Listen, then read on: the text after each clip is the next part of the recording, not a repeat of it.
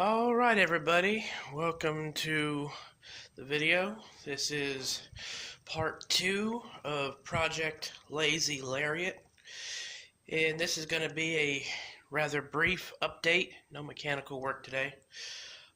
So if you watched the part 1 and or the introductory video, then you know that this is a 1991 Ford F-150 Lariat with a 300 straight 6 engine, and it was purchased cheap out of Bella Vista, Arkansas.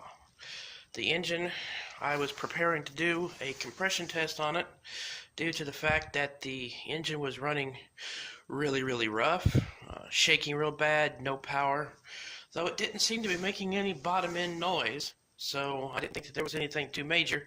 Unfortunately, the question mark that I referred to the engine has turned into an explanation point. So, where we last left off, I was getting ready to do the compression test, as I already said. I've already got the spark plugs out.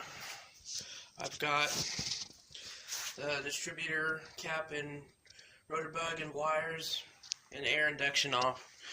And in preparation for doing the compression test, I checked the oil. It was somewhat low, so I added some oil.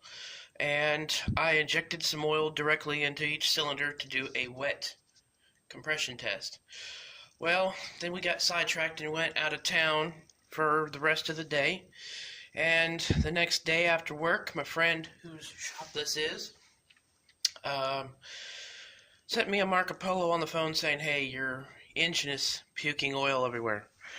Well, come to find out that he went down underneath and found some damage to the oil pan, a hole or two on the upper sump, and he showed it to me on Marco, and it looks to me as though it didn't necessarily throw a rod completely. It looks to me as though it threw a rod cap bolt, which I have seen a 289 do before. Didn't throw the entire rod and rod cap, it just threw a rod cap bolt. Of course, I've only seen that happen once. In any event, that would likely explain why the engine was running like crap, why it was shaking, and why it is now extremely difficult to crank over. So, in short, this 300 engine is toast, unfortunately. So, what I'm going to be doing now, before I head out, I'm going to put the plugs back in it, put the wire and cap assembly back on it just to keep moisture out, put the induction hose back on the throttle body just to keep humidity out, so the truck can be pushed out the top.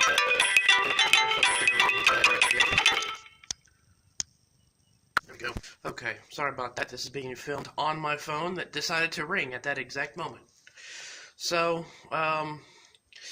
anyway, gonna have to put the engine back together to keep humidity out so that until I can get an engine for the truck, my friend needs a shop, the truck can just be pushed out with no problem, no harm, no foul.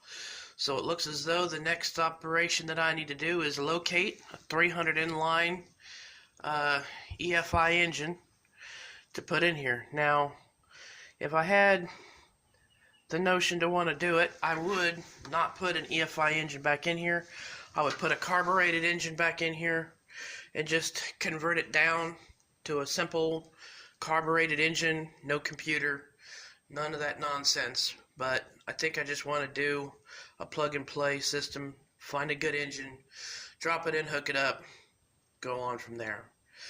So that's the only update I have. Unfortunately, it turns out that the engine is not going to be something that I'm going to save. I'm not going to even start pulling this engine until I locate a donor for it. Now, I've located at, if you've watched any of my past videos, I believe it's entitled My Favorite Privately Owned Salvage. A friend of mine has a 96 F-150 with a 300 inline, but the difference between the 96 and the 91 is the 91 is OBD1, or Onboard Diagnostics Computer Series 1, and the 96 is an OBD2, or Onboard Diagnostics Computer Generation 2. two different things, which I believe, according to a couple of pages on Facebook, just means change out the fuel injection and change out the distributor, and it will be pretty much the same from there on out. I need to do a little bit more in-depth checking to see if that's true, and if it is, I might risk pulling the engine out of that truck because the transmission's already out of it. So it's just a matter of pulling the radiator, unhooking the plumbing and wiring, and motor mounts and exhaust, and then it's out.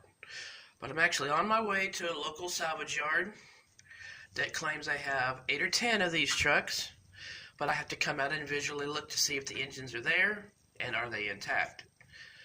But I figured I'm going to come out here and put all the plugs and all that back on it so that the truck is ready to be pushed back out, and do a quick update video. So, not much to show. That's all there is for an update today. The engine is not going to be saved, and when I do get the engine pulled out, I will likely tear it down to see exactly what happened internally. Thanks for watching the video, and there will be more updates coming as I'm able to make them and as I proceed with Project Lazy Lariat. Thank you for watching, and stay tuned for future updates.